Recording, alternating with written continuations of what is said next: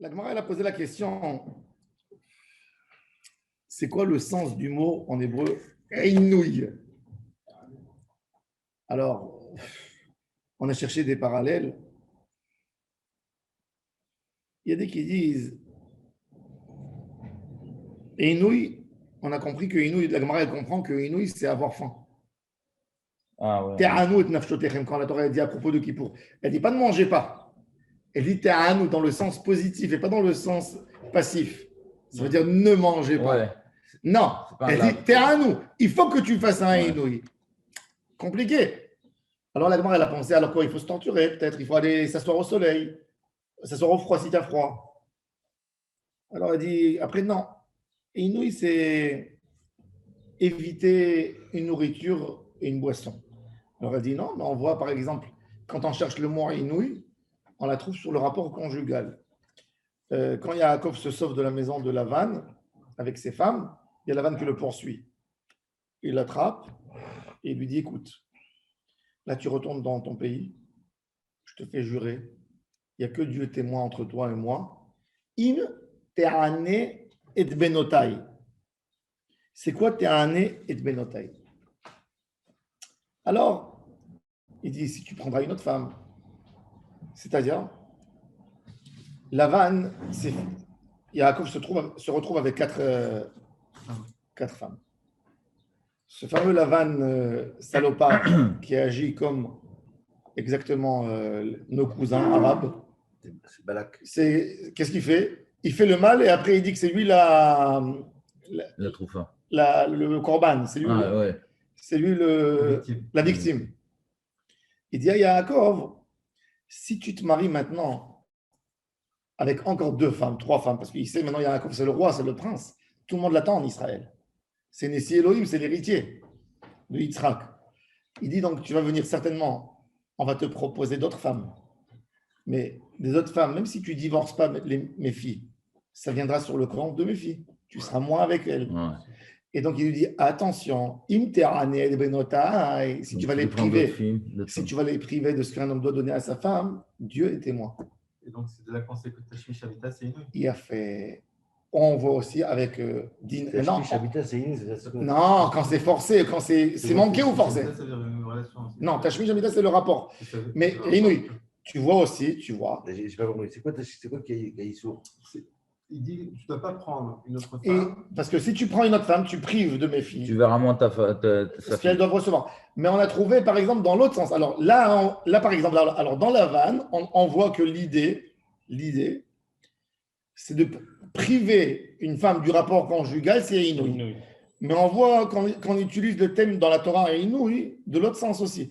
Quand Shrem a violé Dina, la fille de Yaakov, il est écrit Vayahaneha. Quel est Inouï? Là, c'est quoi? C'est contre son gré. C'est qu'il était avec elle. C'est quoi la traduction littérale? Excusez-moi. On ne sait pas, c'est ça le problème. La Gemara, elle dit j'ai trouvé le mot Inouï dans plusieurs endroits. Je l'ai trouvé par rapport à manger. Je l'ai trouvé par rapport. Je l'ai trouvé dans le sens de priver d'un rapport conjugal et je l'ai trouvé d'un rapport conjugal forcé. Alors, on ne sait plus c'est quoi Inouï. Ça peut être une privation. C'est une privation. Non, alors si c'est une privation, pourquoi on emploie le mot Vayahanea? Et par exemple, et on voit. Là, c'est dangereux parce que. Et on voit aussi. C'est un Inouï, donc c'est une mitzvah qui court. Et tu vois aussi, tu vois encore quelque chose dans la Haggadah de Pessah. La Gemara, elle cite la Haggadah de Pessah. Vayar et onienu. Non, Vayar et onienu. Zouperishu derech eretz. Il ne laissait pas les enfants d'Israël s'accoupler avec leurs femmes. Il les castrait, il leur faisait des problèmes comme ils ont fait dans les camps. Quand ils voyaient qu'ils se multipliaient, ils castraient les hommes juifs. C'est vrai qu'il n'y a pas d'équivalent en français. Ouais. Et il a raison aussi, il y a un les Égyptiens par rapport à Israël, dans la Havdout. Ça, c'est encore un autre sens, les Inouï aussi. C'est quoi sur Inouï, justement? Il y a toujours une connotation apparemment. Tu vois aussi, alors tu vois encore, attends, maintenant, puisqu'on parle, maintenant, il y a encore un mot, on voit avec Sarah et Agar. Vateranea. C'est quoi Vateranea? Rachid dit, elle lui a ajouté du travail. Le Midrash, il dit, qu'elle lui mettait du Aïnara. Ah ouais. Non. Que Rivka, que Agar, elle essayait de tomber enceinte encore une fois, et elle perdait. Elle perdait chaque fois. Sarah, elle a regardé, lui faisait tomber le bébé. Non, ou peut-être qu'elle le privait de. Alors, c'est quoi Aïnou, il a fait? Alors, là, Mais ça a une connotation sexuelle, excusez-moi, avec l'autre. Non, Pas que. pareil. Souffrir avec. Alors, regardez. Justement, c'est pour ça qu'on voit les différences. Alors, la Gemara, elle dit, alors justement, alors, Kippour, c'est quoi? Alors, si Hachem, il te dit, Teranu et Nefshotechem, qu'est-ce que Hachem, il veut? Il veut que tu travailles dans les pyramides, Kippour, qu'est-ce qu'il veut exactement?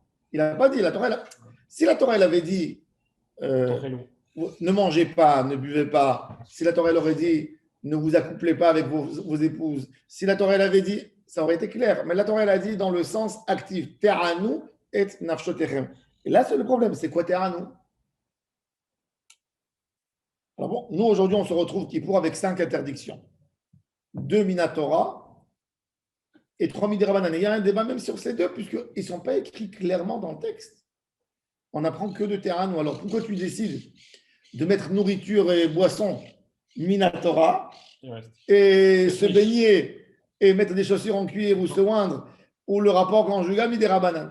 Comment on arrive à l'histoire de justement les data sandal et. Parce qu'il est écrit 5 fois. Il est écrit 5 fois Terranou, 5 Inouïm. Non, mais pourquoi d'après ça? Asmarta. Non, alors que le rapport. Alors, ils ont parlé d'un confort. Ils ont parlé d'un confort humain. Le confort humain que l'homme a besoin le plus dans son quotidien. Justement, c'est à Smartot. On va voir. Justement, alors regardez. Alors, l'agma, dans les lignes larges, première ligne large, Nafshecha Lomar, Ain Dalet Amud Bet, Nafshecha Lomar, Vérité Maba'arayot Kamishta, et qui parle sur l'interdiction de Harayot, Areu Omer, Ve'avadti et un Nefesh. Et Inouï Sheyesh Bo Avedat Nefesh. Ve'ezeze Achila Oshtia. Quand Kadosh Baruch Hu, il dit, on a appris de la punition de celui qui mange Kippour. Qu'est-ce que Hachem lui dit? Je vais lui faire perdre son Nefesh. Le Nefesh, c'est la partie la plus basse. Même un animal a une nefesh. Pour garder le nefesh en nous, pikouach nefesh, on parle de vie. La chose qui détruit le plus vite la vie humaine d'un homme, c'est ne pas manger, ne pas boire, ou de manger pas sain, et qui détruit l'homme. En réalité, l'homme ne meurt pas de sa maladie, il meurt de faim et de soif quand il ne peut plus manger. C'est ça qui meurt. Ça veut dire le corps, quelque part, la maladie, elle tue pas. La maladie, que Dieu préserve, une tumeur ou un virus qui se propage dans le corps, il empêche la personne, l'estomac de fonctionner, et l'estomac ne donne plus de nourriture au cerveau. Par exemple, un homme très malade, un homme qui est très malade, il ne mange pas et il ne boit pas. Donc la personne ne meurt pas en réalité par la maladie. Il meurt que en conséquence. Ça veut dire la malnutrition. Exactement. Comment tu dis? Malnutrition. La malnutrition. La non-nutrition. Mal, bon. tu peux manger beaucoup et mal. Ouais, ok. Oui, donc la personne n'est pas nourrie. Alors la Gemara, elle dit, donc quand on parle vers Vadti et un Nefesh, Hachem, il promet que cette personne il va mourir par un manque de Nefesh. On sait que c'est Achila Oshtia. Donc de là, tu comprends que le Inouï que la Kadosh Baruch Hu t'a demandé, c'est aussi Achila Oshtia. Alors la Gemara dit, qui c'est qui a dit ça? Ve'idi, Deber Rabbi Ishmael Tana Ne'emar Kana Inouï. Ve'ne'emar Le'alan Inouï. Le'alan, c'est toujours derrière. Ma Le'alan Inouï Ra'avon, Afkan Inouï Ra'avon.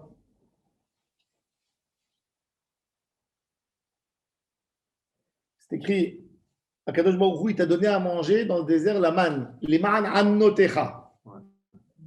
Il t'a privé de pain. Donc, c'est peut-être ça. Vayancha, vayarivecha. Voilà, donc tu vois que vayancha, c'est vayariveka. C'est il t'a.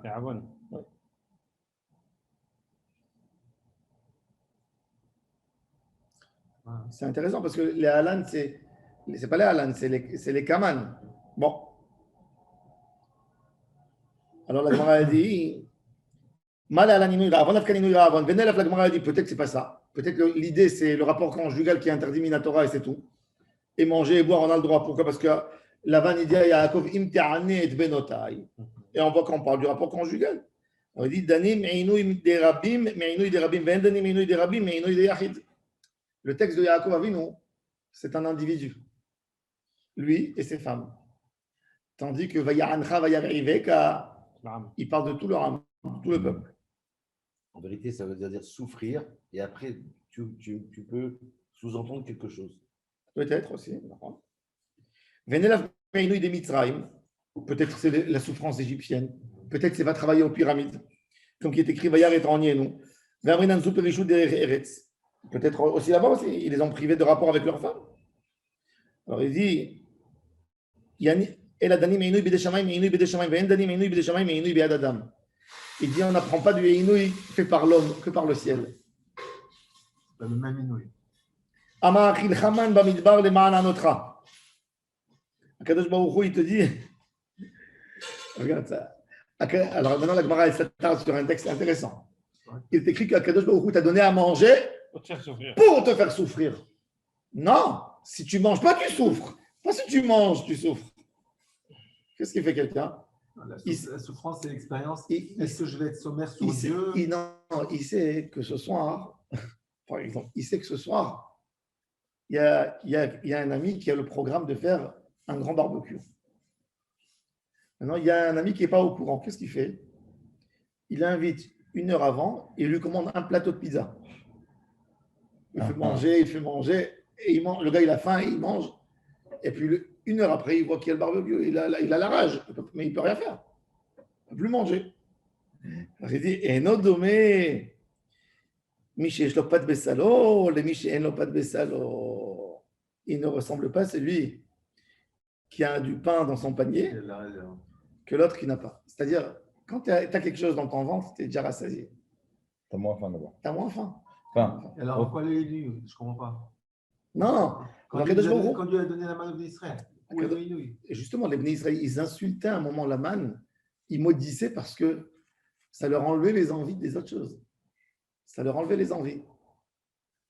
Moi, toujours, je dis à ma femme, quand les enfants étaient petits, on allait dans un mariage ou dans une bar mitzvah, pour ne pas, tu sais, des fois, les enfants, ils n'ont pas mangé dans la journée parce que nous, on se prépare, etc. Et quand ils sont là, ils mangent, tu vois, genre, toujours avant de sortir, tout le monde à table, un petit cake, un verre de cacao, avant de sortir dehors. Ne pas qu'ils ne se jettent pas, qu'ils ne mangent pas comme s'ils n'ont pas vu à manger. Tranquille, léger. Et c'est exactement ça. Ça, c'est l'idée de Pat Bessalor. Tu vois, quand les gens ils sont en jour de jeûne, mets-toi à Rami Lévi, tu vas voir les chariots, ouais, comment ils c'est sont ouf. pleins. Ouais, on te Ouais. dit de ne pas faire les courses quand tu as faim. Ouais. Sinon, tu achètes tout. Sinon quoi? Tu achètes tout. Tu veux prendre tout le super avec toi. C'est une question de bitachon aussi. Tu sais qu'un homme, quand il pense qu'il y a de la famine, par exemple, il achète, il mange le double. Rabbi Chaim Ben Attar, il dit qu'un homme peut manger la double de quantité et le ventre ne donne pas au cerveau l'ordre, l'information qu'il est plein. Et il digère pas. Il va avoir tous les symptômes d'un homme affamé et pourtant il mange plus. Il dit ça c'est la malédiction Ve'afu Sheva Nashim Batano. Il dit vous allez manger parce qu'il pose la question comment tu dis? Je lui dis que tout le monde va avoir du pain. On l'a pas connu, on ne connaît pas le troisième. Ni Amen. la faim, ni les guerres, ni les. Non. Ça fait peur. Regardez, alors il dit regardez qu'est-ce que la Gemara dit. V'chad amar eno dome mi shera'a ve'ochel le mi she'eno ro'eh ve'ochel. Quand tu ne vois pas, tu as plus faim. Comme que la Gemara a dit que les aveugles, ils mangent plus parce qu'ils ne voient pas. Tu n'es pas rassasié, tu n'as pas le kiff de l'œil. Par les yeux, c'est vrai. Moi, toujours quand je vais à l'hôtel, je sais que je ne vais pas pouvoir goûter à tout. Mais au moins, je me fais un kiff, je passe. Je regarde. Je regarde tout. Je passe d'abord, je fais une fois un tour, je vois tout ce qu'il y a. Après, je me choisis une chose ou deux choses avec un café. Ça me fait mon. Ouais. Amaraba Yehilkar. Man de itle se'udta lo lichla ela bimama. Il dit, c'est pour ça, mange. Il a dit, quand tu veux kiffer ton repas, abayé, mange-la que en journée. Pas la nuit, ça veut dire. La Gemara, elle continue plus que ça. Elle continue maintenant, même dans le rapport d'un homme et d'une femme. Il dit que l'homme, il a plus de désir de la beauté de la femme que du rapport qu'il a avec elle. Ah ouais. Il dit parce que il dit Le en grand réalité, œil. le grand plaisir de l'homme, c'est de ce qu'il voit dans les yeux plutôt de ce que son corps tire profit. C'est un homme, il veut telle femme parce qu'elle est belle. En réalité, le rapport, c'est le même avec Une toutes belle les qu'une femmes moche. par rapport au physique du corps. Alors, qu'est-ce que tu veux une belle? C'est-à-dire que quoi? Que le plaisir, même le plaisir de Il n'est l'homme, pas dépendant de la beauté de la femme. c'est ça. Alors là, c'est un chidouche. C'est un chidouche, mais bon, mais c'est vrai, c'est du émet. Merde, Amar Ish Lakish. Tov mar'e einayim. j'y avais pas pensé. Baisha yotam migufo shel ma'aseh shenimar tov mar'e einayim. Mais alors nafesh, plus beau et mieux pour l'homme l'apparence des yeux que le nefesh, que le plaisir que le nefesh y ressent. Qui ten bakos eino. Maintenant, la Gemara, puisqu'elle parle de ça, elle parle aussi de ce qui empêche, qui amène l'homme à la avera. Qui ten bakos eino.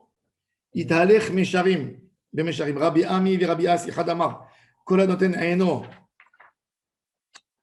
Tout celui qui met son œil dans le verre, bakos, arayot kulam domot alav kemishor. Tout celui qui aime boire, Ouais. ben, quand il voit une femme, c'est comme un autoroute, tout est moutard. Il n'y a rien. Ça veut dire, non, il perd toute la notion l'humilité, de- ouais. la notion de. Du Il y a une kavod. limite interdite. Il n'y a plus de limite. V'chadamar kol hanoten eino bekoso kol haolam kulo domeh alav kemishor. Il dit, il est capable même de prendre l'argent de l'autre. Tout est à tout le monde, tout va bien. Dehaga belev ish yeshchena. Regardez, ça c'est une règle en psychologie. Rabbi Raphaël, j'aimerais que tu partages ça avec ton épouse, ton chère épouse, parce que hier on était très très émus, ma femme et moi, de lire le message de ta femme. Elle a envoyé un message. Tu as une tzedeket, tu as raison. Ta femme, elle a écrit un message aux femmes de la communauté. Il y a un groupe de femmes. Au courant. Mes chers amis, en ce moment que tout le monde est stressé, tout celui qui a besoin de parler, qui veut une petite thérapie, gratuitement, qui m'appelle, il n'y a aucun problème, je fais ça, Bessimra. On était émus que Nathalie, au moment où tout le monde est stressé, elle pense à faire du bien avec les autres. Voilà. Alors, c'est l'occasion de lui dire Chazak. Et On était dans le Miklat, il y avait des femmes qui pleuraient. Elles voulaient leur faire un traitement. Elles refusaient. Elles ne voulaient pas. Elles pleuraient. oui, En fait, il faut suivre le doigt. C'est une technique hier. Elles voulaient pas. alors maintenant, je vais vous raconter une histoire. Vous allez comprendre cette Gemara. Vous savez que à la fin de la Seconde Guerre mondiale, Tu as déjà fait une thérapie. c'est extraordinaire une thérapie. Vous imaginez pas à quel J'ai rien dit. Ça dépend comment, hein, les thérapies. sa femme, c'est une vraie thérapeute. Ouais, mais je- Moi, j'ai fait une thérapie. Alors, écoutez, Jamais je, fait, mais j'aimerais bien je vais faire. vous dire un donné que vous allez rester épaté. Mm. Fin de la guerre mondiale, fin de la Seconde Guerre mondiale, 30% des malades dans les asiles de fous Ouais. ont guéri. La guerre a ramené d'autres malades avec les effets de guerre, des soldats qui ont vu leur Mais ami ceux qui mourir. étaient là-bas. Mais ceux qui étaient enfermés avant-guerre, après la guerre, ils se sont retrouvés guéris. Pourquoi? Parce que une maladie mentale, c'est un homme qui a tendance à creuser dans un problème et qui ne lâche pas le problème. C'est-à-dire, un homme, il s'est dit dans sa tête que son nez, par exemple, il n'est pas beau. Chaque 2 minutes, il va voir au miroir, par exemple. Il se développe une maladie par rapport à son nez. Et il est obsessif à ça. Les informations de la guerre étaient tellement importantes que les gens ont oublié de leurs problèmes. Ils sont concentrés une longue durée de 3 ans aux infos qui arrivaient tous les jours, chaque jour, des infos plus catastrophiques que les autres. Donc, ils ont oublié leurs vrais propre problèmes. Ils Et là- relativiser leurs problèmes. Shlomo HaMelech, il dit une phrase exceptionnelle. Il dit Dehaga belev ish yashchena. Il dit quand tu as un souci, tu peux le rabaisser. Alors la Gemara a dit comment yashchena? Ça veut dire quoi, les chenins? Les yachers. Non, Non. Shach, il va la Ah, rabaisser. yash- La chouach. La chouach. Il va les Choucha, cramer. ça vient de là, une fosse. Ouais. Ah Mais ouais. là, dans la fosse. Alors, la Gemara a dit comment tu peux me dire yashrena? Alors la Gemara a dit non. Tu sais comment yashrena? Yesirchena la acherim. Elle parle de l'effet Ah. du Le fait d'en psychologue. parler, le fait d'en parler à l'autre. Le fait d'en parler Ça libère. Ça libère, j'ai donné une idée. Vous savez, le domaine des psychologues, il s'est développé où? Le premier du monde. En Afrique? Non. En Europe. Mais où en Europe? Amsterdam. Non, en Vienne. Pourquoi? Où ça a commencé? Vienne. C'est... Non, pareil, Vienne et où? Et l'Allemagne. Ouais, en Allemagne, ouais. Allemagne. Qui c'est Vienne? Qui c'est Vienne? Freud. Mais avant Freud, déjà, ça commençait à se développer avant Freud. Pourquoi? Parce qu'en Allemagne Ils avaient pas et à Vienne, ils étaient lothariens. Donc, ils ont tous abandonné l'Église il y a 400 ans, quand il y a eu la guerre. La guerre entre les pays. Non, luthérien. Luthérien, Ouais. oui. Luthérien. Il y avait la guerre. Ça veut dire qu'il y a ceux qui ont critiqué l'Église. Et donc, ils n'avaient plus non, ils n'allaient plus chez le père dans l'Église. Ah ouais, pour se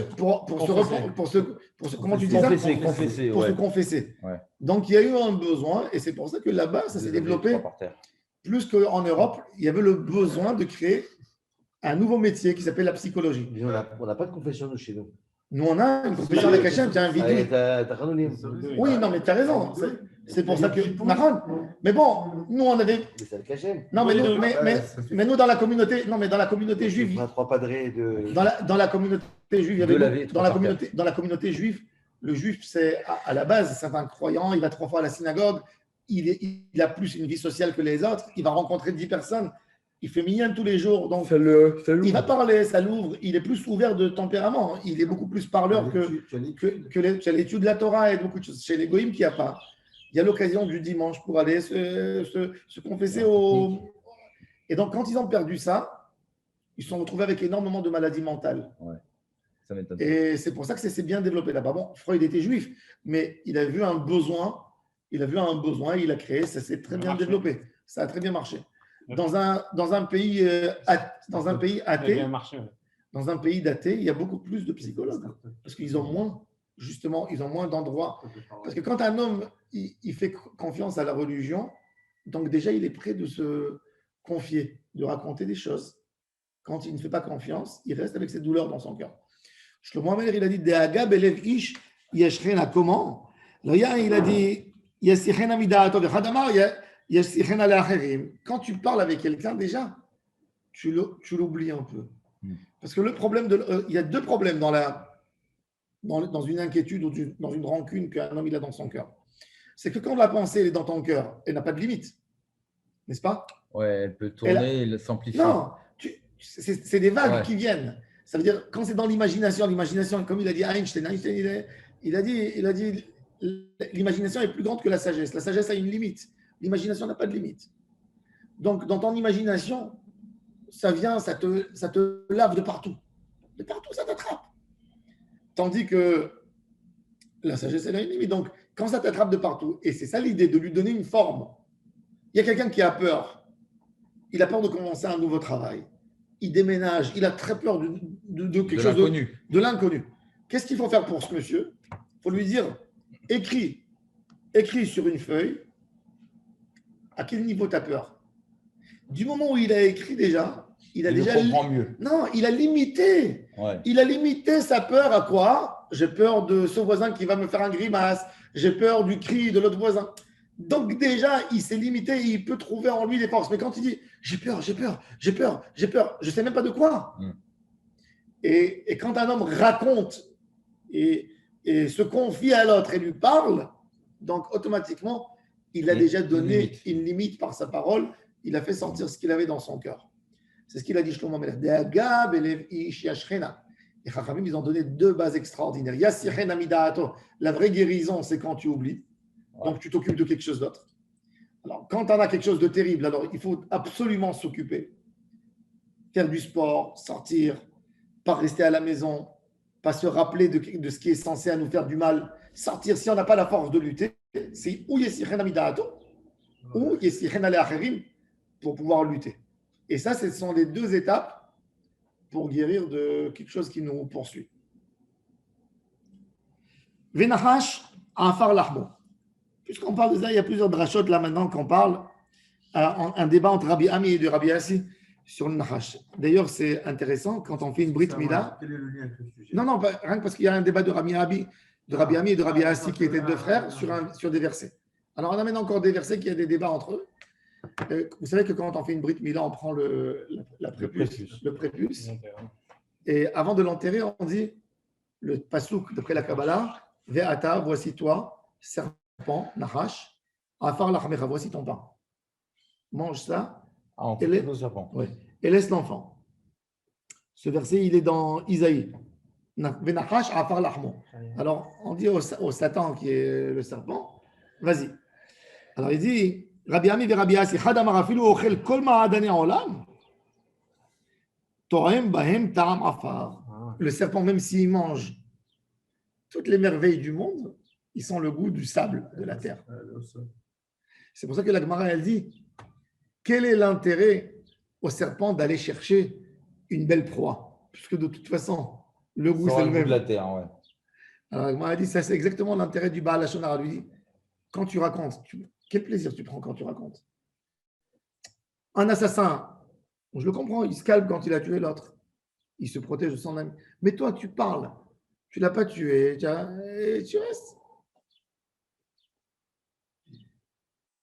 Tanya Amar Rabios. Et l'autre, il a dit, Hadamar, Afilu ochel kol ma'adane olam, en da'ato miyushevet alav, ad shiyochal afar. Le serpent, il est obligé de goûter la terre.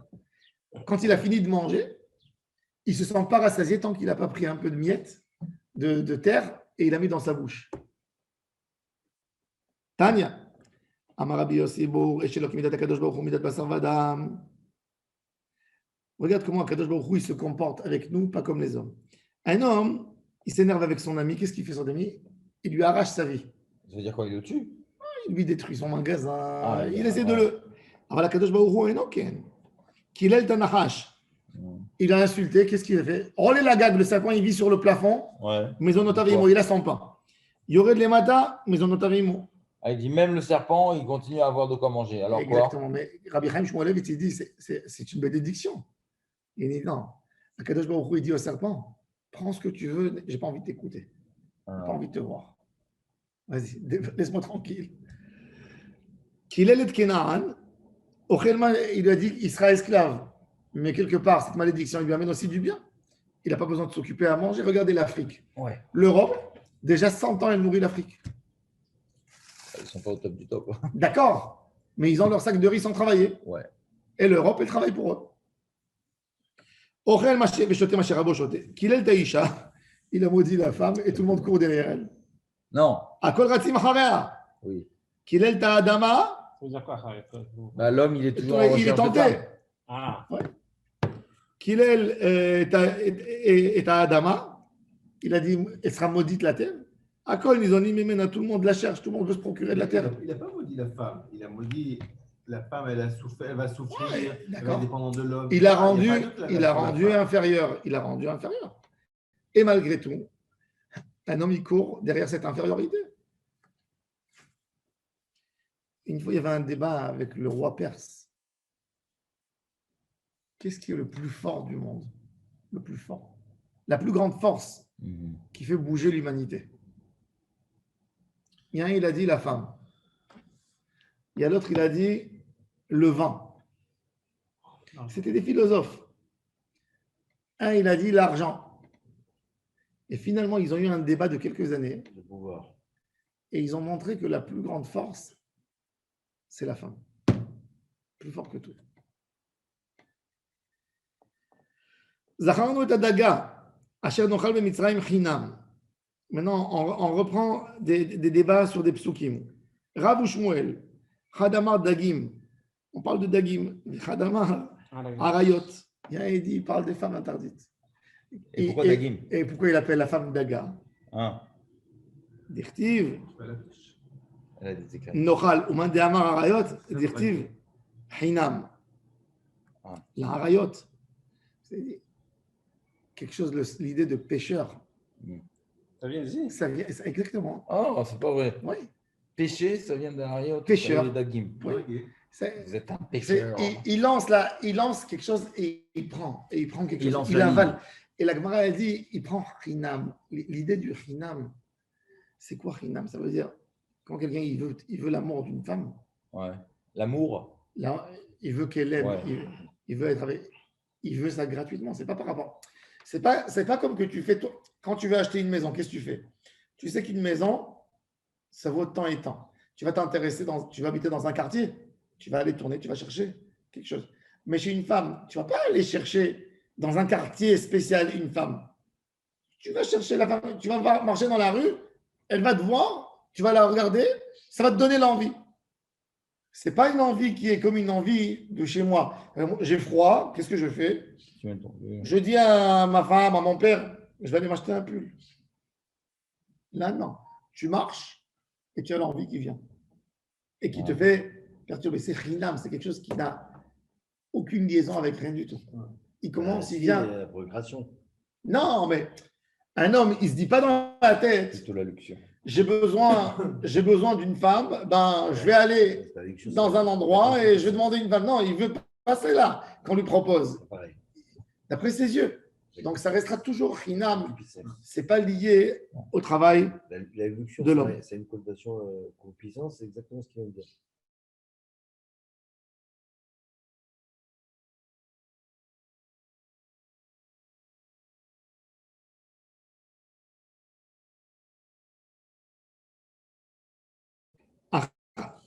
דכתיב אכלה ומחתה פיה C'est beau comme ואמרה לא פעלתי אבן. Il dit que la femme qui fait la znout, Ah. elle essaye de cacher akhla ou mahata pia, elle fait la avira, elle s'essuie et elle dit qu'elle n'a rien fait, elle cache. Elle sifflote. Ça n'existe pas une femme. Comment? Ça n'existe pas. Elle sifflote. La phrase, ça veut dire qu'elle a consommé. Oui, qu'elle consommait. C'est toujours un homme qui l'a perverti au départ. Et la Gemara, en fait, elle dit encore quelque chose, encore un point. Elle dit que normalement, un homme qui a envie de manger de la viande, il n'a pas d'argent dans son portefeuille. Non, je pense pas. Je suis rendu bonjour, moi. Un homme qui veut manger de la viande, Ouais. Ouais. il n'a pas d'argent dans son portefeuille. Il n'essaye pas. Quand il passe à côté d'un magasin de shawarma, Ouais, il veut pas il dire bloque son vraiment. nez, il avance, il n'a pas d'argent pour rentrer. Un homme, il veut une belle maison. Alors, il ne regarde même pas pour ne pas avoir envie. Mais un homme, quand il voit une belle femme, il lave ses yeux. C'est-à-dire, il la regarde, il essaye, mais tu n'as pas d'argent. Chinam, c'est-à-dire, c'est une Pas tentation. censé être très grave. C'est-à-dire, c'est une tentation qui est ancrée dans l'homme, que l'homme, la Gemara disait, pour qu'on connaisse la faiblesse humaine et qu'on fasse attention à ça. Ce n'est pas lié à tes capacités d'argent, tes capacités de force, tes capacités. Un homme, il n'est pas jaloux de quelque chose qui est tellement loin de lui, mais dans ça, oui, la rayot, oui. Hmm. Même quelque chose